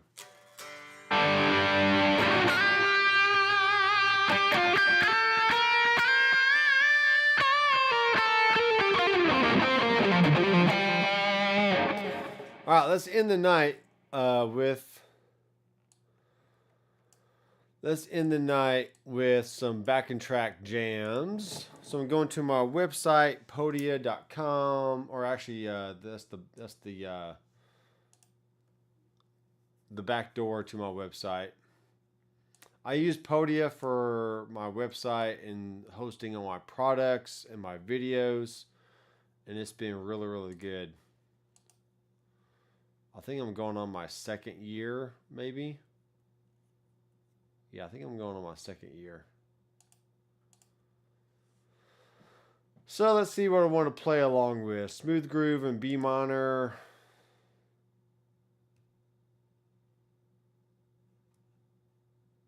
Maybe.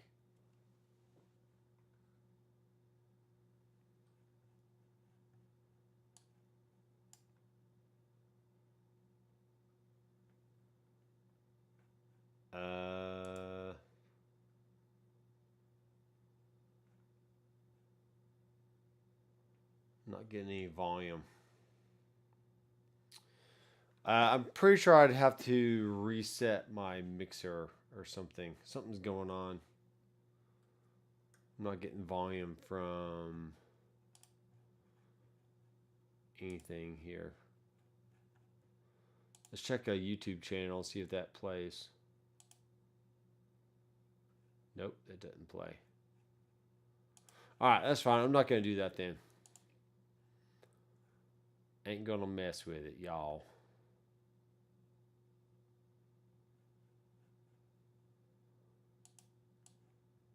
Alright, cool. Well, that is the FM3. It's a tiny but mighty powerhouse of amps, cabs, effects, everything that you'd want in a gigging unit.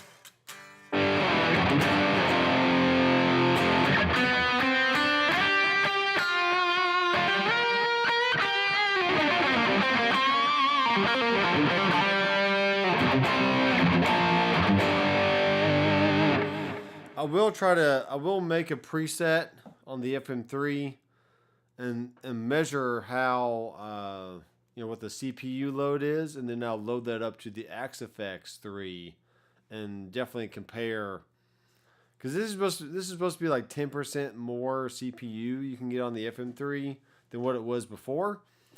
But so far I found that you can easily max it out. I mean, right now I'm at 61%, and I have 2 drives and all that stuff. So let's go here.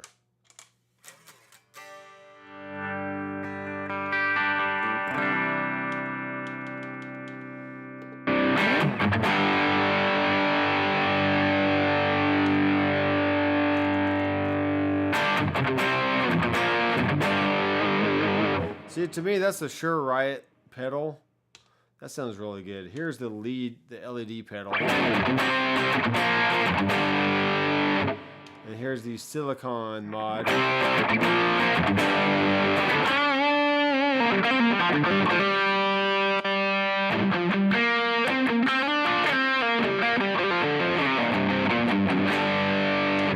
So here's one thing that you need to consider And this is really what I live and die by nowadays, because it's just what makes the most sense to me. So, if you've never seen the music video or you never saw a rig rundown or anything like that, when you listen to music, you really don't know what amp they're using, what guitar they're using, what microphone they're singing into. You just hear the song as the song. And whatever was used, whether it's a Neve mixing board or an API or a Harrison or a solid state Logic or SSL, you don't know what mixing board it was recorded through. You don't know what kind of microphone they sang to or what kind of mic was in front of the cab for their guitar rig. You don't know any of that stuff. You just hear the song. So if you have a Pod Go, like that guy that bought a Pod Go, right? Stereo effects loop. Let me check. It has in and out.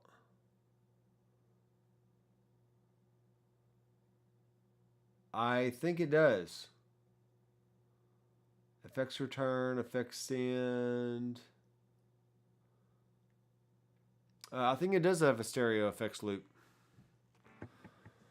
But anyway, regardless, when you listen to a song, you don't know if it has a stereo effects loop on it or not. The song is the song by itself. And I know that you can't make a cake without having the batter and the eggs and the milk and the butter and the chocolate and whatever else you put in a cake, right? You can't have the cake without the ingredients. But when you eat the cake, you're like, hey, this is pretty good cake. You don't know how many eggs went into it. You don't know how many sticks of butter or whatever else, sugar, all that stuff, right? It's the same thing with all these guitars and units. I mean, for all you know, this could be a Gibson Les Paul when I play. You don't know. You're just listening to the radio, or you're listening to Spotify or Tidal, or listening to music in the background off of YouTube or something. And at some point, it just can't matter what you use. That's what I've come down to over the years. It's like, yes, I'm a hardcore headrush guy. I love headrush. The touchscreen is easy. It's very easy to set up. The sounds are great. You can use it for recording, all kinds of stuff, right? Like Dan here, he has this mental block that says, Fractal sounds better, right? I mean, does it not just sound better than everything else out there? I mean, sure, it sounds really good, but in a song, in the mix, can you really tell what if it was a Fractal or a Quad Cortex or a Kemper or a Headrush or a Helix or any of these units, Tone X? I mean, it just does not matter. If you get the sound in your head and that's being translated out to your guitar and then through an amp and a speaker cab or studio monitors or whatever you're doing, that is great. That's all that matters.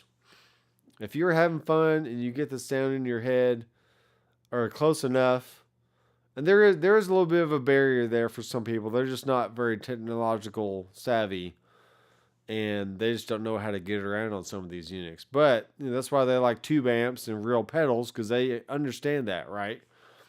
But all these digital modelers are supposed to be mimicking or recreating those tube amps and those pedals.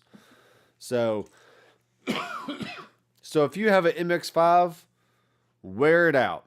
Dial in your preset or dial in your rigs, get your tube screamer in there, your delays, your reverbs, record a song or play live with your band. And we've said it multiple times. The audience does not care. The audience doesn't know what you're using half the time, unless you're in a room full of guitar players. I mean, I like to walk up to the stage and see what the guitar player is using, but when I just kind of stand back and listen to the band as a whole, I'm like, first off, the guitar player better know how to play his instrument. I don't care if he's playing through a PV Bandit or a little pig nose amp or what he's playing through. If he can't play guitar, it's not going to matter if he has a $5,000 Mesa Boogie with a pedal board full of pedals and a $10,000 guitar. It's just not going to matter. The chops has to come first, and then that chop, your technique in your fingers, is what creates the sound to then go through your amp and your pedals and everything else. So that's one thing I'm working on here lately. Is I'm very bad about just playing the same 5 rips like over and over and over. And I need to get out of that. I mean, I teach private lessons. I teach beginners and I teach intermediates or whatever. But I need to do a better job at becoming a better guitar player. I can dial in any amp model I want. I can get any sound I want. I can sound great, right? But unless I'm playing something interesting, it's all for naught. It just doesn't matter. So I'm really having fun with my jam night once a month with the guys. I think we're going to be a Pink Floyd cover band. Maybe we're not going to play out, but we're just going to learn Pink Floyd songs and have fun doing that. And it gives us something to decide on every week or every time we meet, instead of just sitting around going, well, what are we going to play tonight? Any Skinnerd? Whatever. So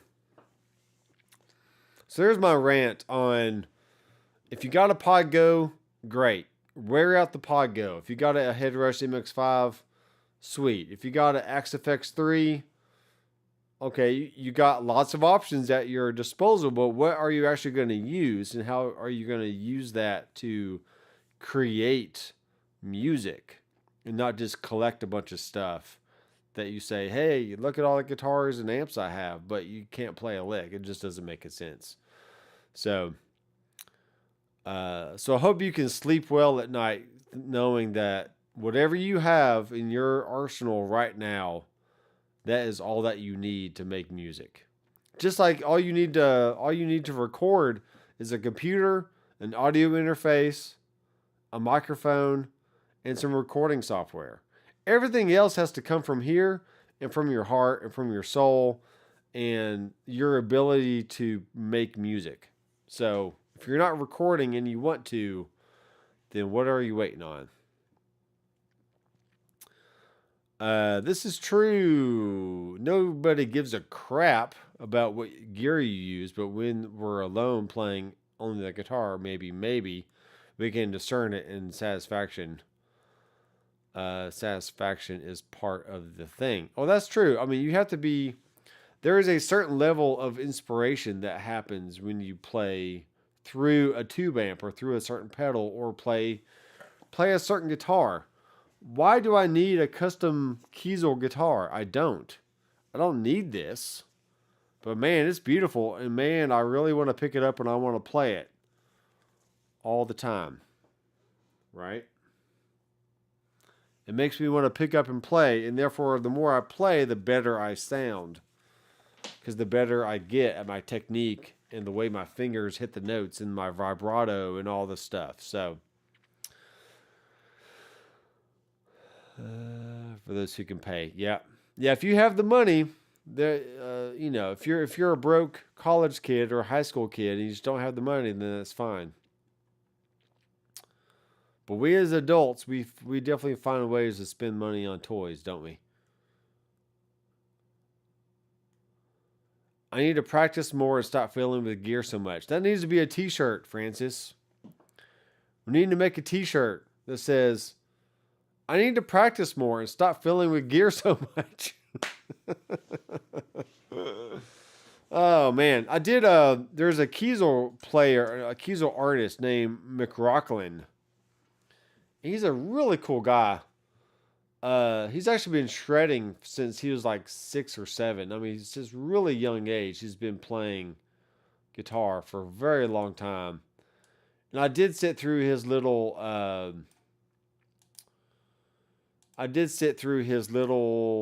guitar kit intro video type stuff. And really all of it so far has been things I've already known. I know how to play a C major scale. I know how to play pentatonics. But it makes it, when he talks about it, he's kind of describing it as these are the building blocks for shredding, right? Even if you're just taking little like what he was doing, the camera's not in a great place, but if you're going, just practicing playing that slow.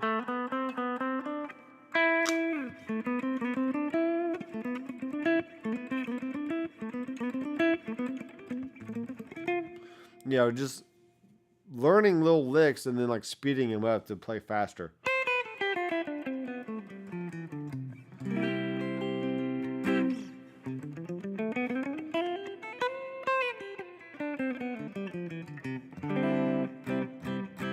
Yeah, so I'm gonna keep watching these videos of him, and I may sign up for a year, just to kind of say, hey, I paid the money. Let's go learn how to do something else, And that's one thing that I haven't done myself, is you always want to learn from somebody that is better than you.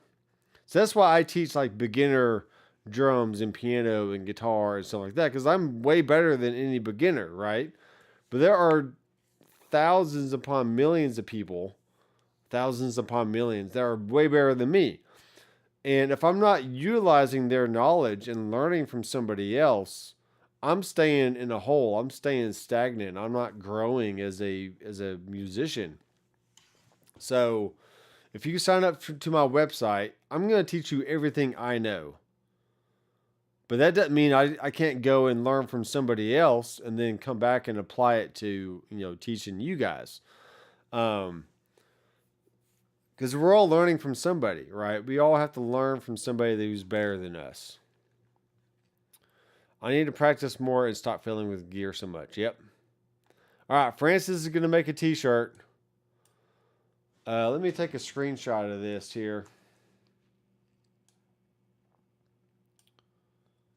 All right, so I got a screenshot of it so we can save it. I need to practice more and stop fiddling with gear so much. Great. That is that's the quote of the year.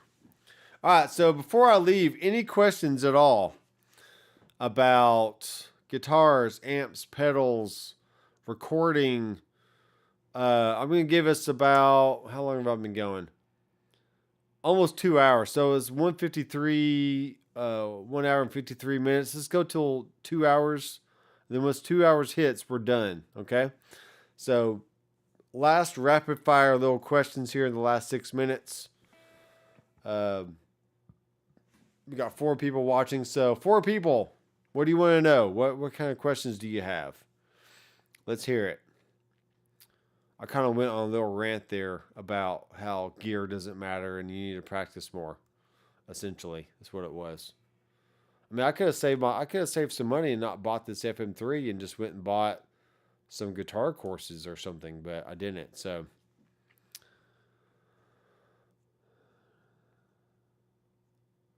same here, Francis. I've been playing since 1995. So about 25, 26 years. I should be running circles around people, but I just can't. I just don't. Yep. I think it was you, Dan, that mentioned a few months ago you wanted me to compare reverbs on the Headrush versus a Fractal, and we're definitely going to do that. We're going to do that Headrush Fractal shootout.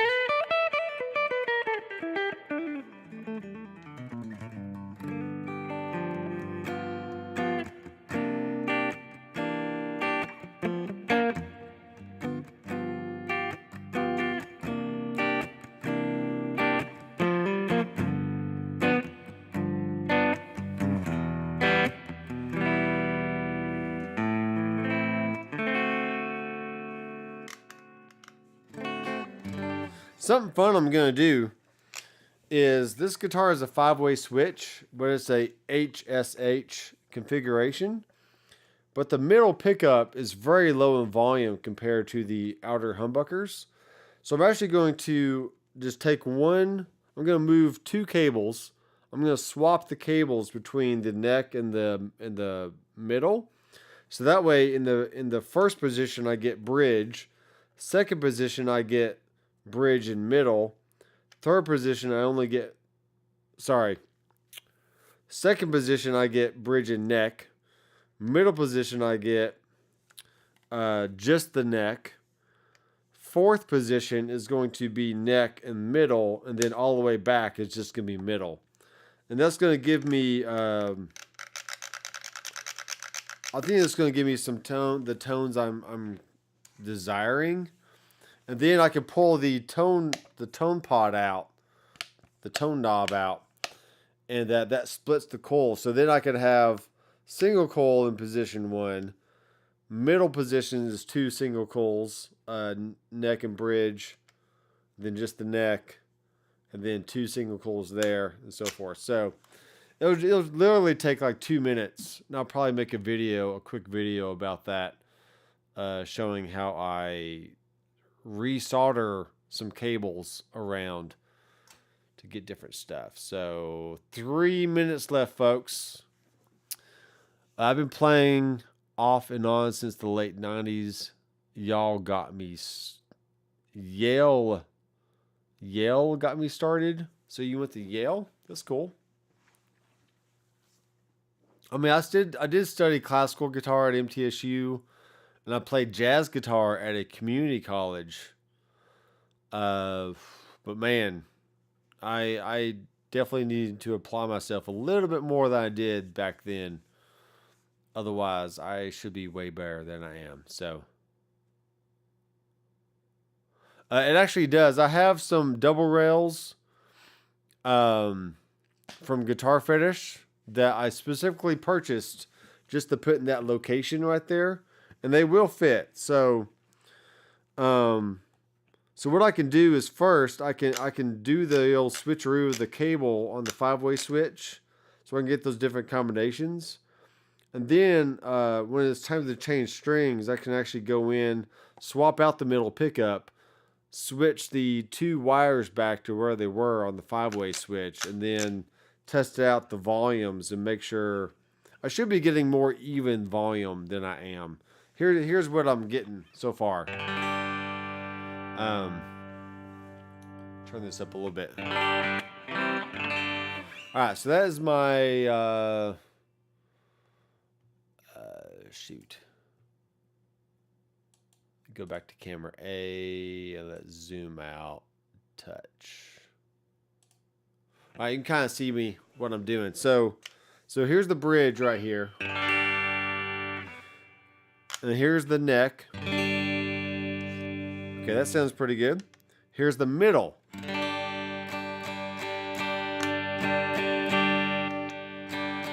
See how you definitely have a good volume drop there, which I don't like. Then when you go to position 4, it's okay. And then position 2. And then, actually that was with the single coil position. So here's the humbucker.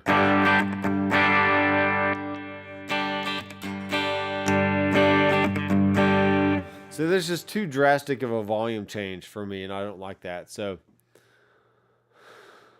I should be better, but I'm bad. That's why I like the Podgo MX5 boards. You can get a lot for very little money. Yeah, that's true. Francis says the MX5 is great, and I had one, and it is all that you need for sure. Yeah, that is for sure.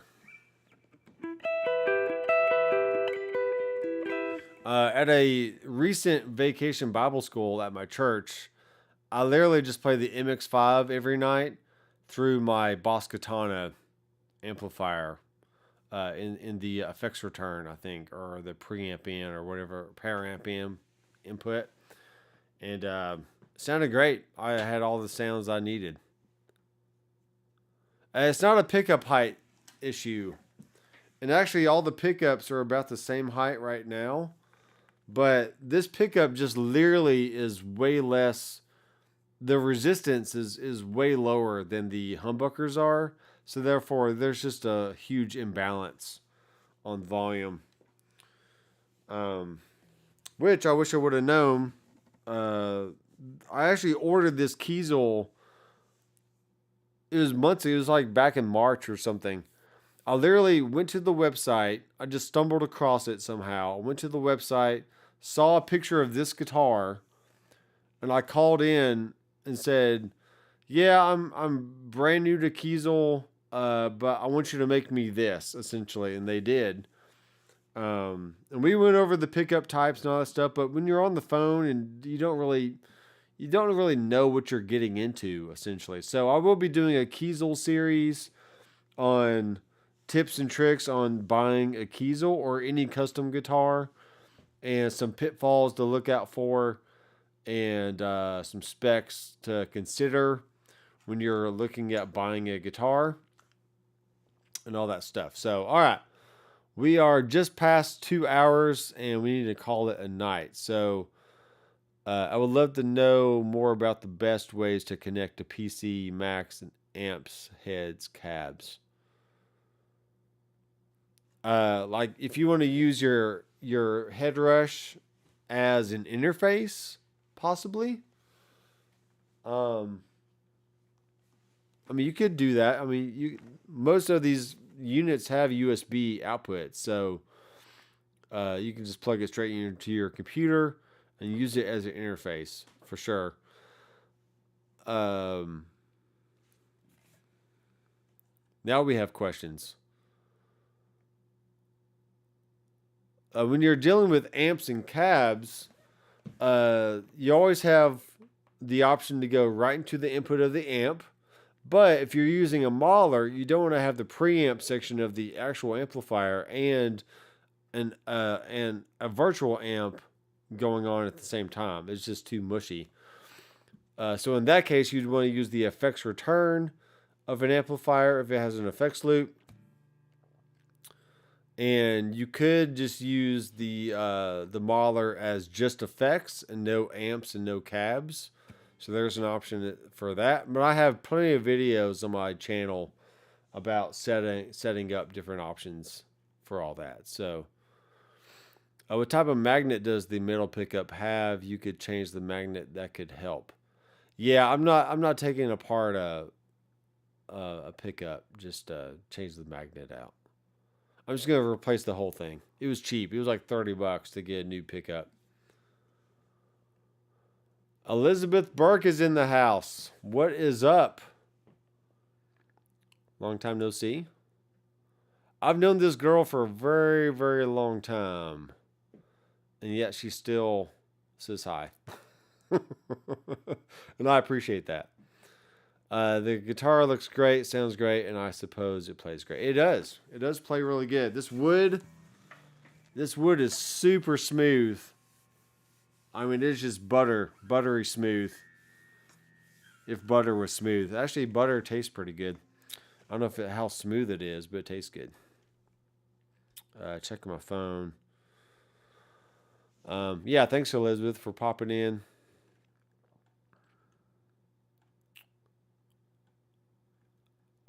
Yeah, so I'm gonna when I get a few hours of free time without actually like noodling and playing forever, I'm gonna sit down, batch record probably 3 or 4 videos for this next week and just upload them all and schedule those out. And they'll be I need to upload more videos more consistently for sure, instead of just going live all the time. Live is great, but I don't get tons of views on these live streams. But when I make a video on a specific topic with a good thumbnail and a good title, I tend to get more views that way, especially on headrush stuff or shootout type videos like headrush versus Fractal and Kiesel versus Eastman, or Eastman versus a Gibson Les Paul, or that kind of stuff. So yeah, family's doing good. And I'm sure it is hot over there in California. It is hot over there. It hasn't been too bad here. I mean, it's been hot, but We've gotten a lot of rain here in Tennessee, but I go walking at night most nights, and it's pretty cool at night, so it feels good. It does feel good.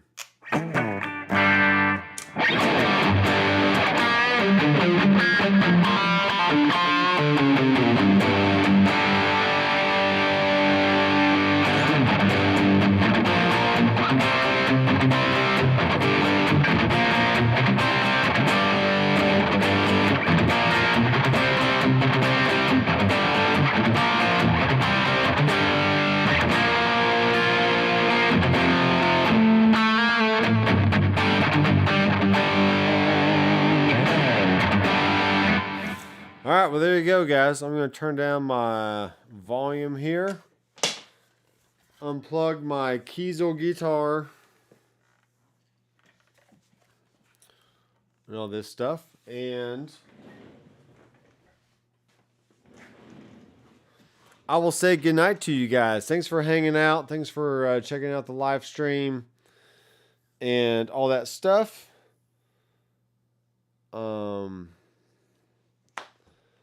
And yeah, we'll tomorrow's Friday,